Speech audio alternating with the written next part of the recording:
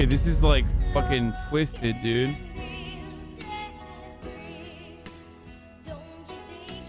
Why do they shoot this like my YouTube video editors and like creepypasta style editing?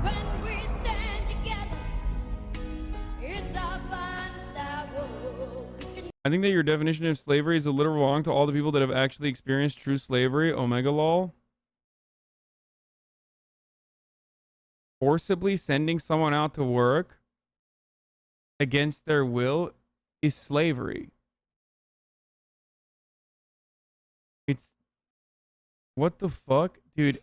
Just take a week off and think about it.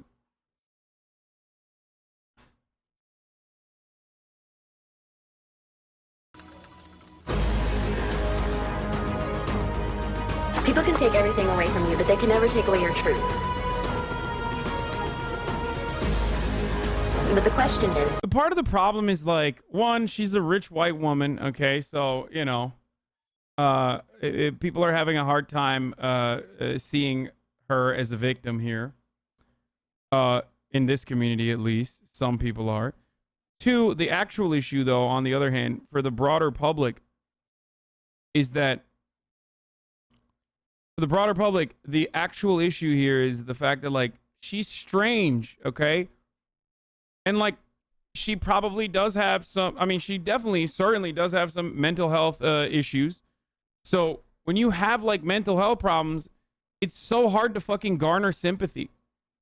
It's wild that it's like people will justify the actions a court takes specifically because, like, you kind of look at her and you're like, well, it doesn't seem like she's all there.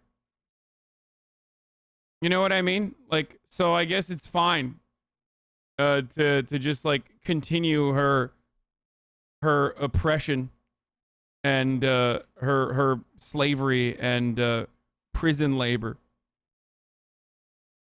Can you handle it? Can you handle my truth? I don't know. It's kind of crazy though to think about because like this shit could have happened to fucking Kanye West too. Like now that I think about it, I mean it just entirely depends on like who is around him. But like this absolutely could have happened to Kanye West as well, depending on how the Kardashians wanted to treat him. You know what I mean?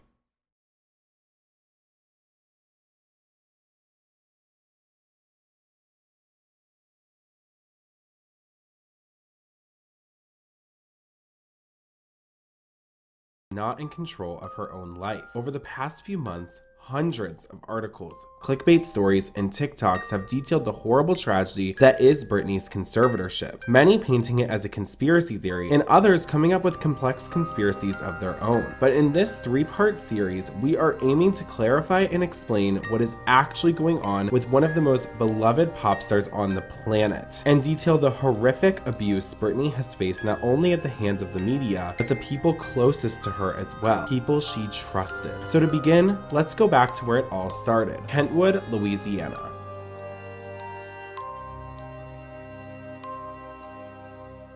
James, aka Jamie Spears, Of course, motherfucking Louisiana, dude. and Lynn Spears married in July of 1976. Little did the struggling small-town newlyweds know they would eventually give birth to an international phenomenon that would change our entire culture forever. Jamie was a building contractor, and Lynn would take care of Brian Spears, their firstborn. They were like many Americans living paycheck to paycheck, just trying to get by. But even before Britney was born, Jamie and Lynn's marriage always seemed to be in a toxic and unhealthy place. Living in a town as small as Kentwood, Louisiana, gossip makes its way around the town quickly. And on Christmas Day, 1979, Jamie was allegedly spotted at a local Kentwood bar, cozying up. Dude, I've been drinking a lot of water. Sorry to like cut this off here for a second, but I've been drinking a lot of water, so I've just been like peeing like a racehorse, dude. To another woman. Just 1 week later, on January 2nd, 1980, Lynn Spears would file for divorce, alleging he committed adultery that night. She would also request a restraining order, worried that Jamie's reaction to the divorce could end up in harassment or even physical harm, especially if Jamie had been drinking. Lynn did end up withdrawing the divorce paperwork in March of 1980. However, Jamie's drinking would continue to escalate, and this would not be the first restraining order requested against Jamie Spears in his lifetime. On December 2nd, 1981, a pop star emerged from the womb, and her name was Brittney Jean Spears. Born in Macomb, Mississippi, just 30 minutes away from Kentwood, Louisiana. Welcome to my hometown of Kentwood, Louisiana. It's a small, small town about an hour north of New Orleans. I feel the need for speed! Where I come from is country, and when I get back home, I start talking country again. Stuff like yonder and hey y'all, or what y'all doing, stuff like that. This is my great-grandmother. Everybody calls her Granny, and you haven't tasted any seafood until you taste hers. I work the cash register and clean the tables and help the customers. I really love living in Louisiana. The people here are so nice. They treat you like family and make you feel right at home. Kentwood is a tiny, tiny, tiny town with a population of 2,122 and a median household income that is half. Is their origin story really necessary? Is their origin story really necessary? Yes, I think so. I think it like shows a trajectory of exploitation that got worse over years. Why are you talking about Britney Spears when you clarify that you know nothing about the case? Either your legal system has a form of oversight to check from an outside source if she still needs a guardianship, or your legal system has not, question mark. In that case, either uses a case as a stepstone to talk about a messed up legal system, or don't jump on this bandwagon 2 years too late. If you don't know about something from 2 years ago, that means you are incapable of learning about that thing. Why are you literally trying to learn about it? It's kind of fucked up. 7-month subscriber, Lenny013. QAnon conspiracies are high-class literature compared to the Free Britney movement, breadcrumbs for truth, lol W. Kind of weird that you want to learn more about this case. It's kind of fucked up. Dear Brittney. I'm so nervous. I'm like sweating. Half of the national average. This means that many are at or below the poverty line, and Lynn and Jamie Spears were no exception. Jamie's continued drinking would make it difficult for him to hold down jobs and support the family. Times would get so rough, the fridge would be empty, and Jamie would have to hunt in his backyard for small animals in order to feed the kids. It is now 1984, and Brittney was just 3 years old when Lynn Spears saw star potential in her daughter. Lynn did not want to waste any time preparing Brittney to be a performer, so she put her then toddler in voice and dancing lessons. This would be just the beginning of the stage mom years. I think the biggest regrets that I have right now, by looking back, I didn't follow my mother's intuition a lot of times, or my gut instincts. I would let people talk me into things, or, you know, influence me, and I was right. My initial gut instinct was always right on. And sometimes I didn't follow it. I have to laugh when I hear people call me stage mom, because right now I can see one of my students that I taught. He's now an English professor in a small community college. I'm a teacher at heart. The stage mom was not my choice,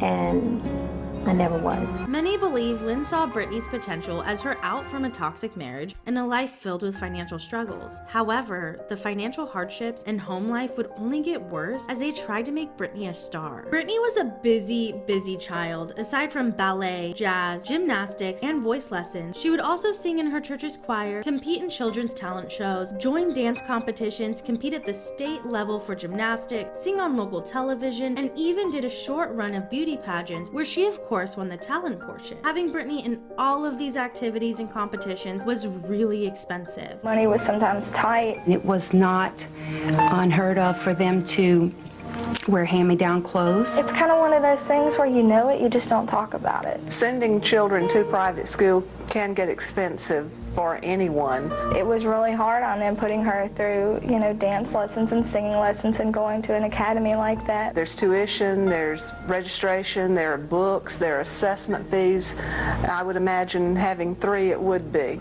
expensive to do. This would only further the financial struggles for the Spears family and inevitably strain Lynn and Jamie's marriage even more. William Spears, brother of Jamie Spears, recalls when Britney was no older than 5 years old, Jamie Spears tried to drive off drunk with Britney in the car. William stopped him and they had a physical altercation in front of Britney, who was screaming scared. William also remembered a time when they were all in the kitchen. Lynn was just drinking a glass of water and Jamie walked in drunk, insulted Lynn, grabbed her glass of water, hurled it across the room, shattering it. Britney was regularly witness to. It seems to me like it's great to have this guy, you know, be legally in charge of Britney Spears' entire life. Now, he could have gotten better. He could have recovered from alcoholism and no longer engages in domestic abuse. But that trauma is still important to recognize when talking about why she developed mental health complications down the line. To these drunken violent episodes and her parents regularly screaming at each other. Britney's Aunt Sandra was a safe place for her and they were really close. Many times when her parents would scream and yell, she would run over to her aunt's house to escape what was a very toxic, unhealthy home. Even throughout her career, she would find ways to thank her Aunt Sandra. My beautiful, sweet family for just instilling in me the love of music, just teaching me diligence, perseverance, and always sacrifice no matter what the cost. I love you. And I want to thank the Lord for just proving to me I can do anything through him who gives me strength. And I truly believe if you follow your heart, and most importantly God, your dreams will come true. And these are for you, Aunt Sandra. Another escape from home for Britney and Lynn would be performing. So in 1990, Lynn took Britney all the way to Atlanta, Georgia to audition for a spot on the Disney Channel's The Mickey Mouse Club. Britney was just 8 years old at the time, but she made it all the way to the final 6. However, she was told to come back when she was 10. Casting director Matt Casella knew Britney was incredible, so he introduced her to Nancy Carson, a New York talent agent. Nancy got Lynn to enroll Britney in the Professional Performing Arts School. Now we're in 1992, which was a huge year for Britney Spears because she debuted on the TV show Star Search. She did an incredible job, but she didn't end up winning. Even though a young Britney was rejected on live TV, this did not discourage her. In fact, it motivated her. Then talent agent Nancy Carson would get Britney Spears an understudy role along with Natalie Portman on the off-Broadway play Ruthless. Britney, her baby sister Jamie, and Lynn would temporarily move to a very tiny New York apartment. But Britney, she was young and she was working really long hours. It was every night and it was just like so monotonous. It was just but then I kind of got tired and I was gonna have to perform on Christmas night, and I was getting, you know, really upset, you know, because I wanted Santa Claus, you know, I wanted to be home with my family. And you know, I think I was like 11 years old, and so I told my mom, because she always told me, whenever you want to pack up and just go home, let's do it. So I was like, you know what, I gotta go home, you know, I gotta go home and be with my family again, yeah, because I totally missed it. So we packed up and everything, but the day before we left to audition again for the Mickey Mouse Club, they had another, you know, audition for it. It was like, this is like 2 years later. And that's when I got it. So I got to go home and experience Christmas. The Mickey Mouse Club was truly Britney's big break at just age 11. It was filmed at MGM Studios in California. So Britney would live in California 6 months out of the year to film the show and was working a full 9 to 6, which are pretty long hours for a child. She filmed for 2 years alongside Justin Timberlake, Ryan Gosling. Yes, it is child labor. Christina Aguilera, just to name a few. According to Mental Floss, the Mickey Mouse Club contracts were exploitative as the children would make $185 a week, which comes out to under $5 an hour with the kids working full days. After they wrapped up filming in 1994, Britney would return home to be a typical kid for the first time in her life. Britney's parents at this point were really struggling. With the Mickey Mouse contracts not being that great, they had gotten into serious debt trying to make Britney a star. There were judgments against them to seize their property and sell it to collect debt and federal tax liens. At this point, the Spears family was going bankrupt. 1995 is the only year in Britney Spears' childhood where she seemed to live a somewhat normal teenage life. It was 9th grade and she was going to a typical high school, getting elected for homecoming court, and was dating the star football player Reg Jones. Reg and Britney went to prom that year, the first and only prom Britney would ever go to. But this year of normalcy would quickly come to an end. We want to thank Opinion Outpost for sponsoring this video. And allowing us to devote over What a break. After the success of the Spice Girls in the UK, the late 1990s saw a surge of interest in girl groups. Record labels from the That was wild. That just like literally jumped up at me. I was not expecting that. To capitalize off of their success and form girl groups of their own, and every label wanted the next Spice Girls, and they were going to get their way. Britney was even in talks with Lou Pearlman to join the female pop group Innocence. However, Larry Rudolph, then entertainment lawyer who Britney had met when she was 13 through Justin Timberlake, had a different idea. Larry wanted to pitch her to record labels as a solo artist. So Britney recorded a demo and flew to New York all by herself for one day to sing for various labels. Most turned her down as they were all looking for pop groups, but Jive Records thought Britney had just the commercial appeal they were looking for, and on August 4th, 1997, Britney changed the world forever and signed a recording contract with Jive. There are tons of theories across the internet about how they worked to change Britney's voice before recording her album to the iconic Britney Spears baby voice we all know today. Britney loved Whitney Houston and sang in a deeper voice in her earlier days. But they needed a pop icon, and Britney would be just the one to deliver that either way. And just like that, Britney was off to Sweden to record part of her first album with Swedish songwriter and producer Max Martin. On October 23rd, when Britney was 16, Baby One More Time was released as her debut single and would become one of the best-selling singles ever released, launching a small-town Britney into an international pop star, thus kicking off the 21st century pop renaissance. On January 12th, 1999, Britney took the pop music scene by storm and released her debut album Baby One More Time. It reached #1 in 15 countries, becoming the best-selling debut album of any artist to date. This was huge. In just a few short months, Britney Spears was a household name. She was winning awards, opening for NSYNC, and touring across malls in America. You could not turn on your TV in 1999 without seeing the 17-year-old pop sensation Britney Spears.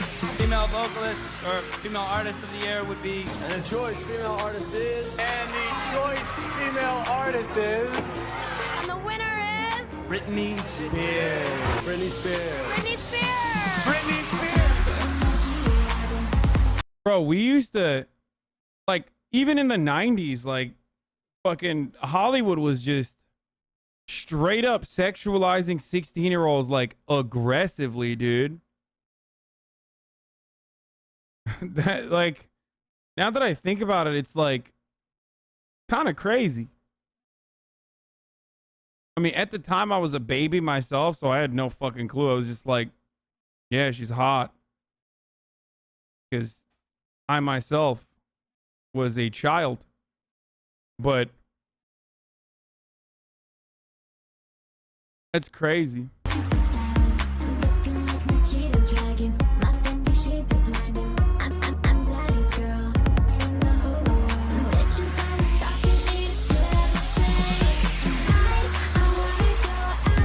Okay, I can't listen to this music.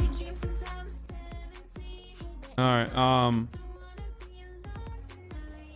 there's a whole podcast on the Lolita-ification of Britney Spears, and it goes in the background of Hollywood does this. Newfound stardom was Britney being turned into a teenage symbol. They would often ask teenage Britney really invasive questions. It's classic Britney, as a magazine said, a kind of puzzle under all those shifting images, playing innocent, and then playing the shock for all it's worth. We look at you like you're a little girl. No. We look at you like you're a big skank. But nice of her to try and break free of her kitty pop image and show she's an independent woman by becoming a toy for a group of sweaty guys. I am woman. Hear me, whore. I would like you to talk to the young kids and tell. Hell yeah, dude. Shock jock shit in like the fucking 90s, 2000s. This is why I always say conservatives get better fucking jokes. Develop newer material, you fucking assholes. This is literally the same shit. Y'all have been doing the exact same shit nonstop.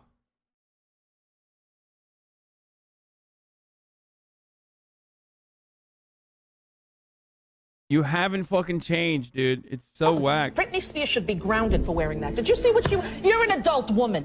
You're a grown-up. Britney Spears is 18. She's like, you know, takes 2 Band-Aids and she's singing there. I don't appreciate that. She's a nice girl. She's very nice, but the trampy outfits have to go. But it's got to be hard to hear the criticism, and I know. Trampy outfits. Lynn, as a mom, you've been criticized too. You know, like, why do you let her go out looking like that sometimes? How have you dealt with it, and what advice have you given Britney about her appearance?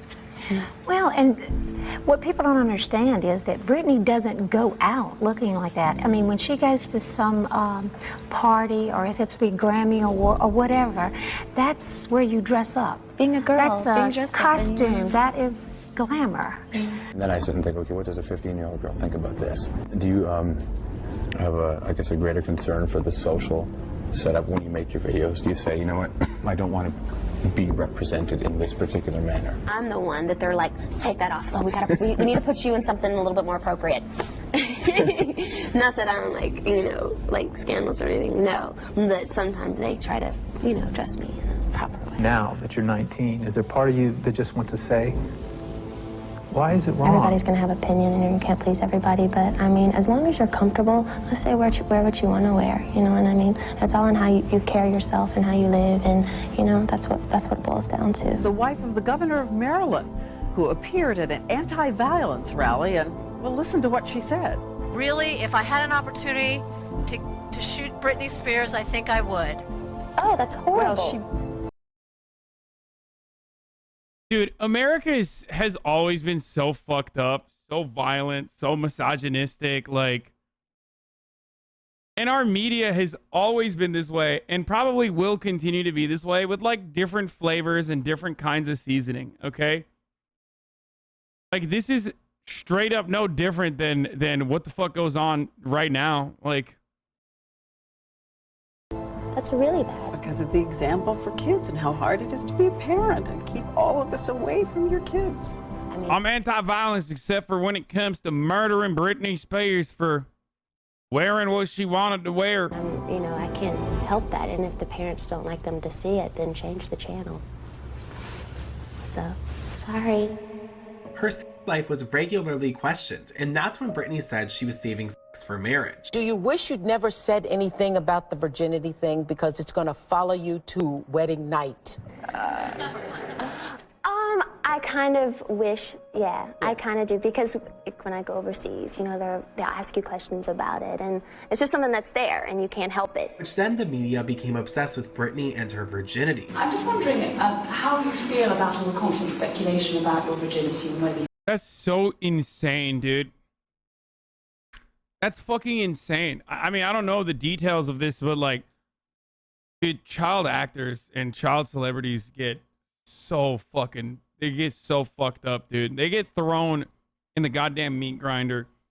And it's wild because, like, in a weird way, because of all of your successes, no one cares about you. Like, I mean, sure, you have like legions of fans that love everything that you do and admire you and adore you, but also simultaneously, like, even then they're just like kind of treating you as a deity, an object, rather than like a real human being. But also on the other side, there are plenty more people who just despise you. You are a virgin. I really wish I would have never said anything to begin with, because I'm kind of stuck in this little place where people are always asking me. But, you know, that's just something that's part of growing up, and that's just something that we all have to deal with, so. Have there been any changes on that front? That's a personal question. This is you talking about Britney. Would you walk around the street in an effing bra? She's not being herself up there because she's dancing like a hoe. Is she a hoe? She says she's a virgin. You know, it's just not clicking. End quote. Avril Lavigne on Britney Spears. There's one subject we didn't discuss. What was that? Everyone's talking about it. What? Well, your breasts. My breasts. You seem to get furious when a talk show host comes up with this subject. Okay, in general, what do you think about breast implants, just in general? Well, I think if that's what you want to do and that would make you happy, then I see nothing wrong with it. But I haven't done that. But I think it's sad that people, you know, think. Bro, it's kind of wild. Like, you can never put yourself in her circumstances. Like, it's impossible, right?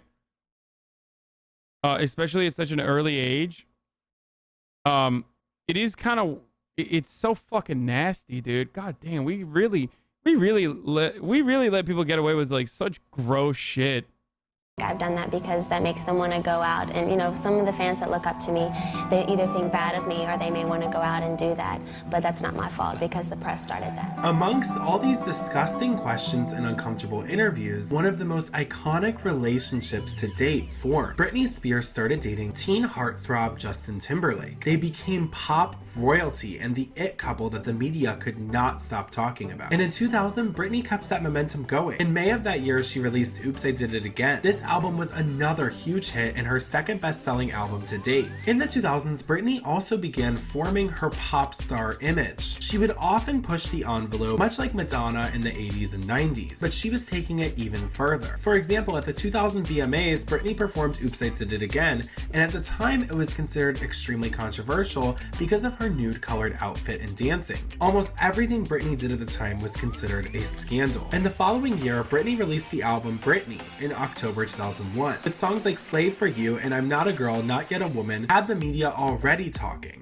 But then Britney performed the 2001 VMAs with probably the most iconic performance ever. She started off in a cage with one of Doc Antle's tigers and would proceed to put a giant yellow snake around her neck. That image of Britney with the snake around her neck has been one of Britney's most iconic moments. And the next 2 years were just as eventful for Britney. A now 21-year-old Britney was working on her next album, and her movie Crossroads premiered. 2002 was a difficult year for Britney because the good girl image from her teen years was still so heavily pushed onto her into adulthood. She was constantly— She's like trapped in a situation. A lot of, I think, like child stars get trapped in a situation where like they're supposed to portray like innocence when they're in their Disney years.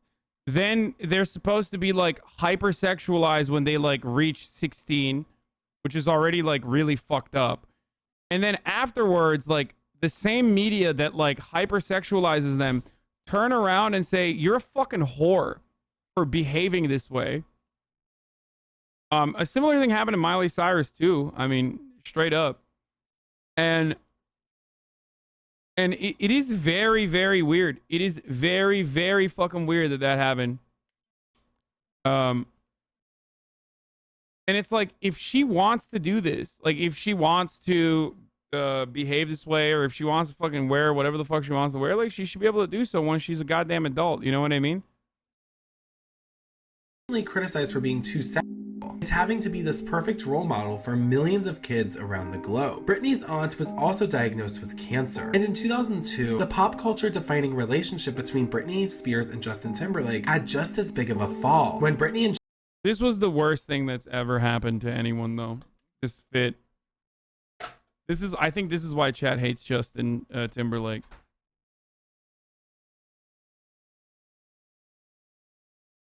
Never forget. This is like,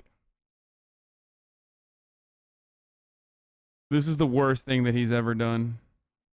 Justin went through a very, very public breakup, and Justin was not shy about airing relationship details. He also alluded to sleeping with Britney on Hot 97 FM when promoting his album, as the media was still weirdly obsessed with knowing if the world's pop princess had been sexually active. Justin took it further and hired a Britney lookalike for his song about their breakup, Cry Me a River. And this is where you see the shift against Britney Spears in the media start to begin. Britney was trying to shake the teenage image. Damn, dude, I was like, I had no idea that like Cry Me a River was about Britney Spears. Like I literally did not know. I was just consuming this media as like some fucking random a Turkish dude in Turkey. Like, damn. I was a Justin Stan when I was little and I didn't know this. Yeah, he's kind of a dick, dude. What the fuck? And the media started to paint her as the villain in every aspect of her life. It is a fucking banger though. Cry Me a River was like, Cry Me a River was just a straight certified banger, dude. Okay?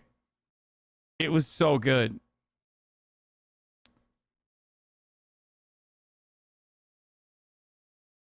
Cry Me a River was my first horny experience on MTV. I know you only watch it for the chick in the shower. No, Toxic was like... Toxic was formative for me, okay? Like, that was... You know, I still think about that. Like, it's important in my development. The 2003 infamous VMA performance happened. Britney and Madonna kissed on— This was queer baiting. I think. Zoomers, did I do it right? I think I did it right. Will I get brownie points by the Zoomers for correctly pointing this out?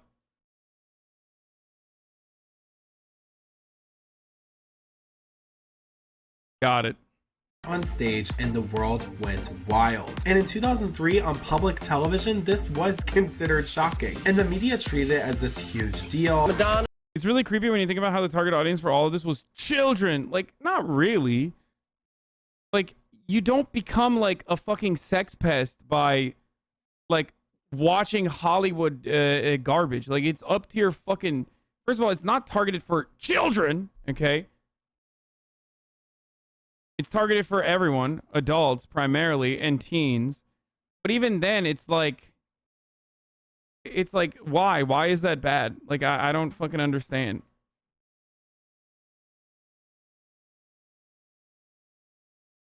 I mean, I don't understand. Was great, you know, kissing Britney. Like, where's my kiss? Yeah, it was unbelievable, unbelievable. I didn't know what to think. It just kind of happened right in front of you, and it was just, you had to take it in. Come here! Madonna and Britney! No! No! Are you one of those straight guys who fantasizes about two women together? And is that too personal of a question? Yes and yes. Every straight male has that fantasy. Which it was pretty iconic to see Britney and Madonna kiss. However, the— Okay, it's literally, okay, that I see chat's point about the queer baiting thing. Yeah. media took this way too far and tried to paint Britney as the villain even further by saying she's a horrible role model. Spears' sleazy slide continues. With each new release, she gets more irresponsible, immoral, and blatantly sexual. Steered teens away from this zone. Model. One public official even got in trouble for saying that Britney Spears should be shot for kissing Madonna on TV. Around this time, Britney also released her fourth studio album, In the Zone. With hits like Breathe on Me and Toxic, this proved to be one of Britney's most iconic and successful eras to date. Everything Britney touched was gold. Anything she did was so talked about that she, as an entertainer, changed the pop music and entertainment industry forever. With iconic music videos like Toxic and performances to follow them up, Britney Spears was the name on everyone's lips in the early 2000s. Unfortunately, around this time, photos of Britney doing normal things for her age, like smoking and drinking, started to make the rounds in the media, saying that Britney was a terrible role model and that people should stop supporting her. The harassment— wild partying, erratic behavior, like, people are so fucking with Pop Princess Britney Spears. Too sexy, too soon. What the fuck, dude? Yo. This is literally like if Twitch chat was the entire world, okay? This is basically like parasocial Twitch chatters who like take it way too fucking far, except it's adults and they're like trying to get other adults to join in on the fun, basically. It's so crazy. Which I guess what I'm trying to say is like what this has evolved into now is basically stan culture and parasocial relationships that like go way too fucking toxic.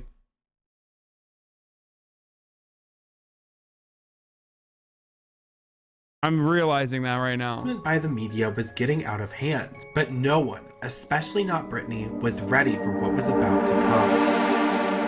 2004 marks a major shift in Britney's life. She clearly had enough of the control behind the scenes and the media's portrayal of her. It is January 1st, and Britney is spotted dancing the night away at Rain, Las Vegas with Jason Alexander, a childhood friend from Kentwood, Louisiana. Jason and Britney are having such an amazing time in Vegas partying that in the early hours of January 3rd, they have an idea to do something wild and crazy. Britney and Jason hop into a lime green limousine and head down to the Clark County Courthouse to get a wedding license. Then at around 5 a.m., they arrive at a little white wedding chapel, famous for quick middle-of-the-night weddings. In just minutes, Jason and Britney laughed and cried their way through the infamous wedding ceremony. When Larry Rudolph and Lynn Spears learned of Britney's marriage, they went into a panic, and damage control mode set in. Larry went to George Maloof, owner of the Palms, for help getting an attorney to annul the marriage immediately. After the quickie Las Vegas wedding, the poop hit the fan.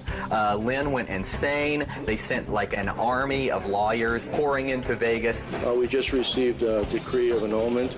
There is no marriage now. To be fair, that's like a horrible decision. But like, it's kind of funny that the family literally lost their shit. I mean, it's so obvious. They were like, oh no, our fucking golden egg laying goose is about to be compromised by another person who would dare take advantage of her rather than us who take advantage of her. They're both very happy that they've made the decision that they made to annul the marriage. And at 4:30 p.m., Brittney and Jason signed the annulment papers. According to George Maloof, they were tickled pink and gleeful when signing on the dotted line that would end the famous 55-hour marriage. By marrying Jason, Brittney may have been seeking revenge on the advisors who sold her as an untouchable virgin. And somewhere deep inside, on the mother who agreed to market her as a baby-faced sex bomb. I can see... When you look at Brittney, what... It does make sense as to why... like... No way, dude. The Maciest with the fucking baddest of layups. Brittney Spears' ex Jason Alexander seen attending pro-Trump Capitol protest. Oh my fuck. Hey, that's Louisiana, bro. All right, hey. That right there is a born and bred Louisiana boy. You better not be talking shit about my Louisiana boy, all right? Hey, I'll tell you what. Hey, that's a daddy right there. He care about America. You understand me? Care about the United States of Patriot right there. Gosh dang patriot. What has her life been like? She's been managed. I mean, dude, victim of divorce court. Obviously, he's a reactionary, dude. You crazy?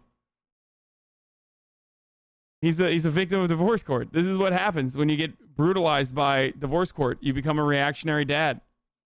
By her mother, managed by managers, managed by the media.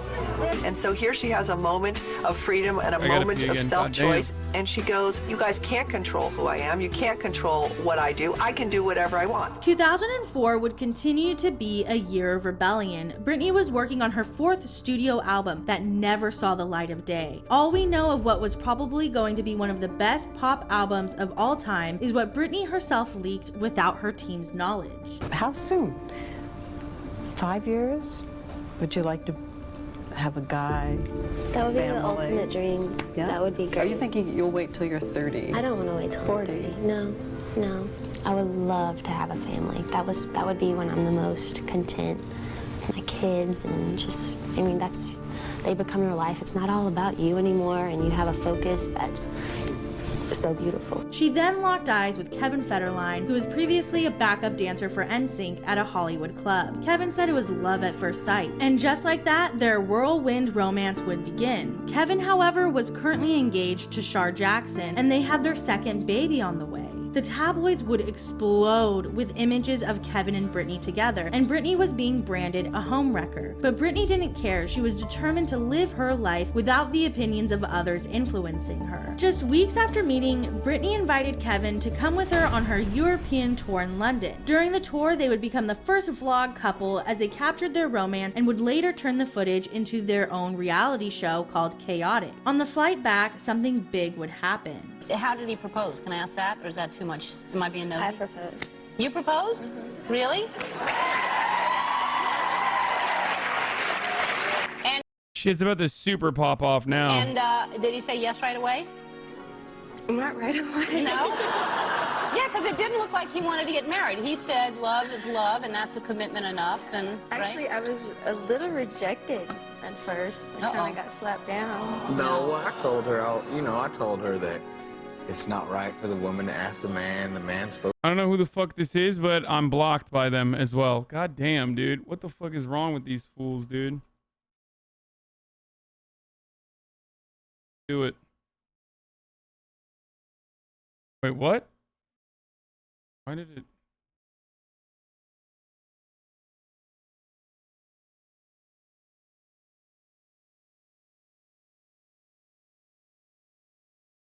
Supposed to get on one knee and do it all right and this and that. Whatever. Yeah. Exactly, whatever.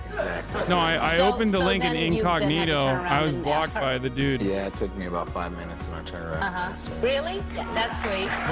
Then on September 18, 2004, Brittney and Kevin invited their family and friends over for what was supposed to be an engagement party. But it was actually a surprise wedding that Brittney and Kevin had fully planned out. On October 15th, Brittney announced on her website that she was taking some time off and she would let US Weekly overexpose other blondes for entertainment. At this point, she had had enough and was ready to just be a newlywed and start a family of her own. In April, Just saying. I think people had. I think those who would financially benefit from her continued labor had a different point of view on her.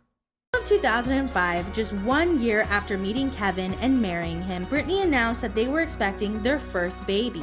Is having a baby a good career move for Britney? No. But is it a good personal growth move? Yeah, absolutely, because Britney has been controlled by her mom and her managers ever since she was like 9 years old. By having a baby, you can't take that away from her. I think that's what we're seeing a lot of Britney's life right now, is the pendulum swing of having been controlled and contained so much by what other people have decided is right for her. On September 14th, Sean Preston was born. For the first time in Britney's adult life, she was living exactly as she wanted. Because she was taking a break, she wasn't being exploited in the media as often, and she was getting to spend time as a new mom in her new home in Malibu. Things were really looking up, but unfortunately, this would only last for a very short period of time, as the media started to exploit her child and paint her as a bad mother. The paparazzi would harass Britney while she had her tiny baby with her. This could put Britney and her baby in potentially dangerous situations, as back in 2006, we didn't have the paparazzi laws that we have today to protect celebrity children. She says her. Dude, the paparazzi were fucking insane. Like, we don't really think about it or talk about it now, because like now that stuff is completely manufactured, and publicists will like reach out to the paparazzi to come in and like, you know, take photos and stuff. But early 2000s, dude, like I remember growing up in an era where like they literally were fucking psychotic. Like absolutely psychotic, where they would just go everywhere and wait for you to come outside and just like fucking snap insane photos. I don't know if like paparazzi is the actual reason why Princess Diana died, or if it was a different reason. You know, who knows? But you know.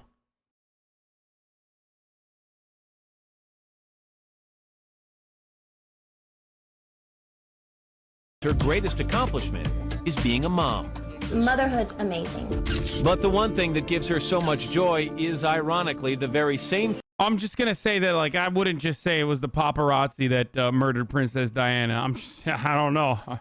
Seems like there were some other more powerful beings, more powerful institutions that would have benefited from such a thing, such a predicament at the time. I think maybe. Who knows? I don't know. I just not gonna sit here and be like it was the paparazzi that did that. They are still fucking assholes, though. Thing that's made these past few months a very difficult time for Britney Spears. In February, Britney was photographed driving on the Pacific Coast Highway with her baby in her lap, in the front seat. It was a picture that became not only a punchline. Bro, this is literally like, yo, this is literally the most considerate and careful Louisiana mom. Okay, that's what this is. This is Florida behavior, okay? That's what she's doing.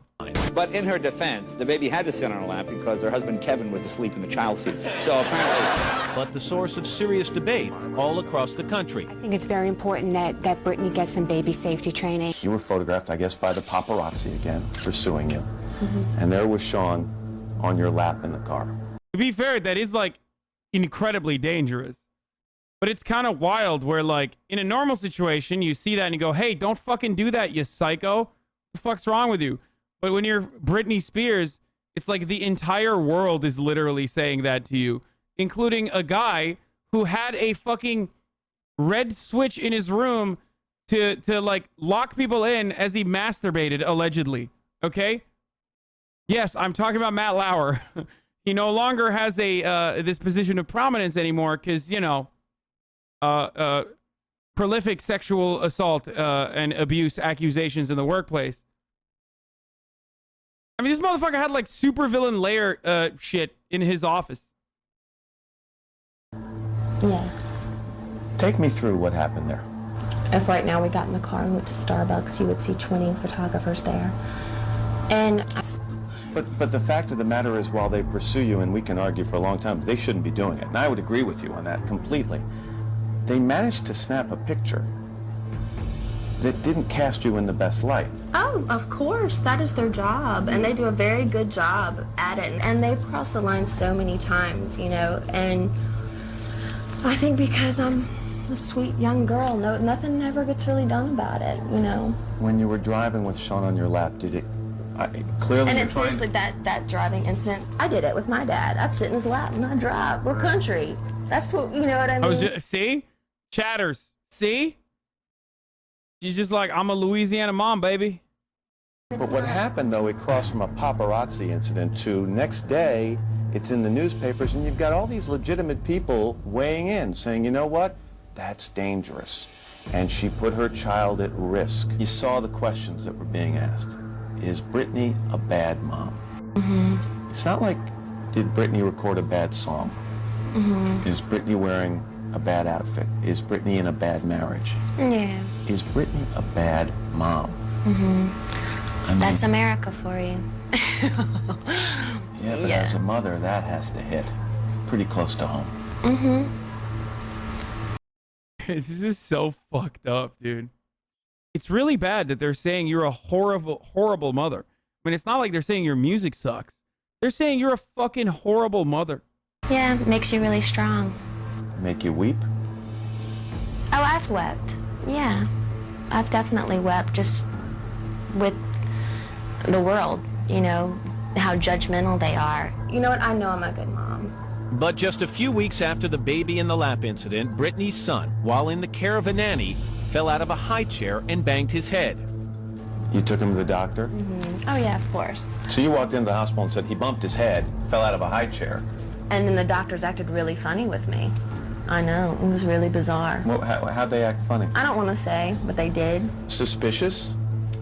Like I said, I don't want to say what they did or what they said. But it was bad.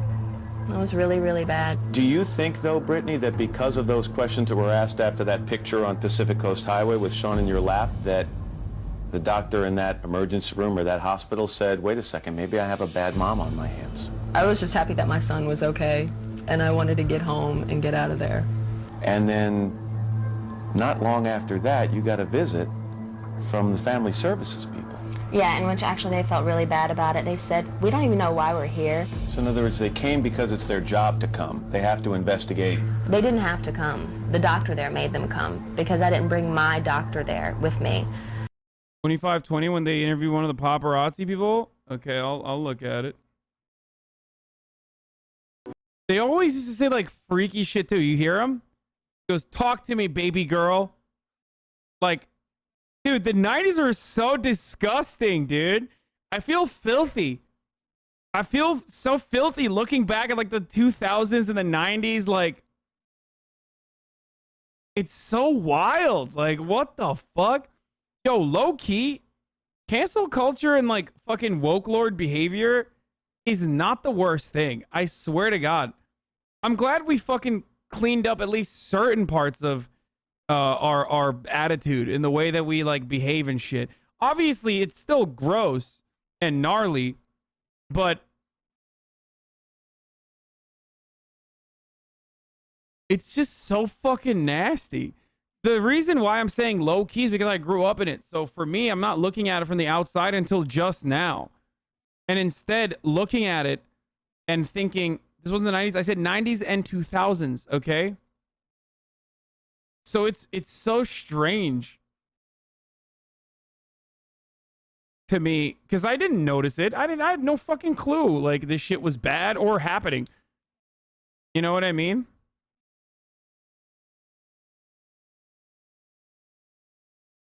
If a like adult man, like a 30-plus-year-old man, asked a teenager, like a 17-year-old pop star, about potentially getting breast implants, now I feel like there would be a fuckload more backlash towards that. You know, the stans would find out like whether or not they were creepy in the workplace immediately. You know, Stan Twitter would just go dialing in and like literally leak all of their fucking details, dox them, shit like that. You know what I mean? Paparazzi harassment doesn't happen anymore. I think it still happens, especially in the UK and shit, because they're fucking wild out there. UK media is dog shit, but it doesn't really happen. It doesn't really happen in America to the same degree, because now it's more so focused on a natural relationship between publicists and the paparazzi. Like, they're still terrible, but not to the same degree, dude. It's nowhere near as crazy. You're nuts if you think it's crazy to the same degree. And partially it's that way because of Instagram, I think. Because like celebrities already open up on purpose to commoditize a different part of their lives on social media in general, which is part of the reason why like paparazzi photos are not as worth as much anymore. Like, those publications are not in circulation to the same degree that they are. Social media has like literally opened up this like parasocial relationship that people were looking for back then. I think this is my speculation. You know, like everybody's got cameras on their fucking phones and stuff. Daily Mail still has an entire economy that revolves around it. Like I have an entire economy revolving around the top of the hour ad break. You know what I mean? Where I run an ad break at the top of the hour and my segues are fucking sick. Where I suck you in to the commentary and help you forget that the top of the hour is here, and then I fucking drop it on you. And if you'd like to no longer see the ads at the top of the hour ad break, then you can subscribe. You can subscribe for $5 or for free with a Twitch Prime. And then you can use an ad blocker or a VPN. I mean, this is so good. You guys got to fucking celebrate when the segues are good instead of doing Pago tomato time. I'm just saying.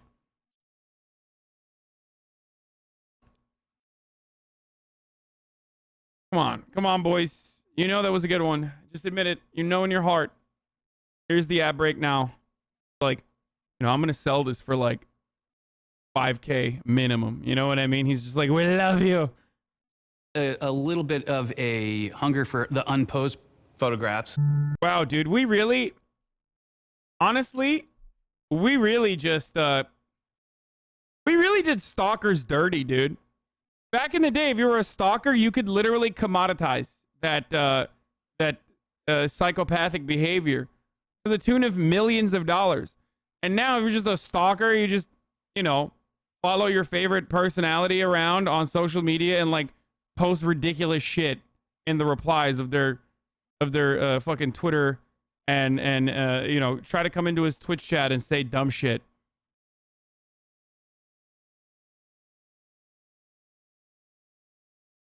Between like what that pap was talking about, where like Britney Spears enjoyed this relationship versus when she didn't, is again, celebrities like paparazzi. When that paparazzi is, wait, what is this? Britney Spears' Instagram? Are you literally linking Britney Spears' fucking Instagram, dude? You think? I'm so confused. Like, you think people don't know what her fucking Instagram is? Thanks for letting us know about Britney Spears' Instagram that has 30 million followers, by the way. Anyway, as I was saying, yeah, this Britney Spears guy, kind of fucking famous, for those of you who don't know. By this fucking take, if he has any more justifications for it.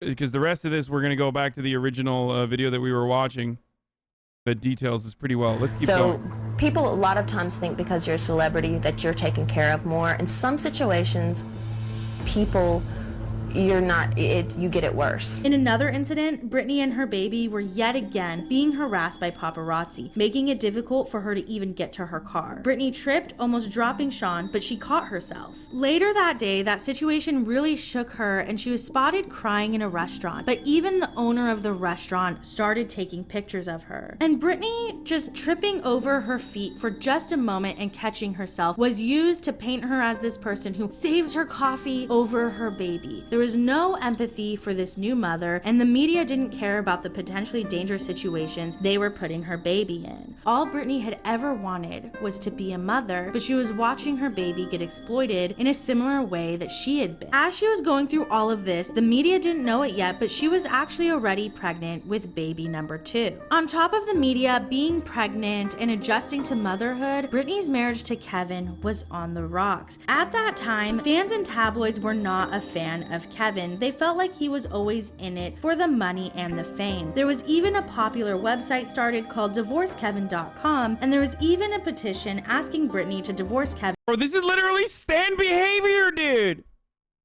This is actually fucking stan behavior. This is the same shit. That got 200,000 signatures. Then on September 12, 2006, Britney gave birth to Jaden, her and Kevin's second son. After the birth of Jaden, her marriage went on a downward spiral. Kevin would leave What the fuck was that edit, Britney, dude? who was just a few weeks postpartum, to go party in Vegas. And that would be Britney's final straw. In November of 2006, she would file for divorce, and this would be a major turning point in Britney's life. Nothing about Britney's childhood was typical. It's almost like she was specifically made just to become a star, pushed into this life from when she was a toddler. Then this life turned into one of her few escapes from her dad's alcoholism and her parents' screaming matches. But then her only escape was exploited for everything it was worth by the media, her family, and people she trusted. A very betrayed Britney Spears was heading into what would be the worst year of her life. And the world didn't know it yet, but we were going to be witnesses to one of the worst abuses of the media in modern day history.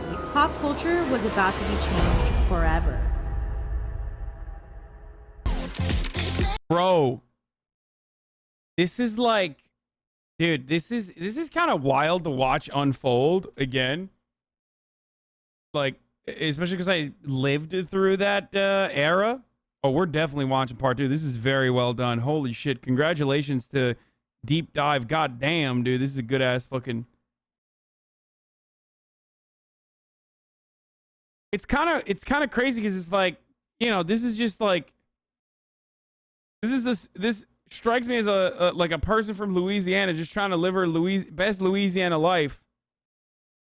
And like Kevin Federline, from what I understand, is just like white trash dude. You know what I mean? Like, just, you know, being a fucking asshole. And then it gets heightened in the media. Like, he's a bad, like, if the media wasn't like round the clock covering all of this, it's just like a fucking shitty breakup between like two adults that were, you know, behaving in ways that, you know, in ways that were bad. Definitely did not foster a growth or a productive environment for the child, stuff like that. But like, you know, this shit happens all the time. It happens every goddamn day. And it doesn't lead to gigantic mental breakdowns that are very public. And that's partially due to the media's involvement in it. And commodifying every part of this experience.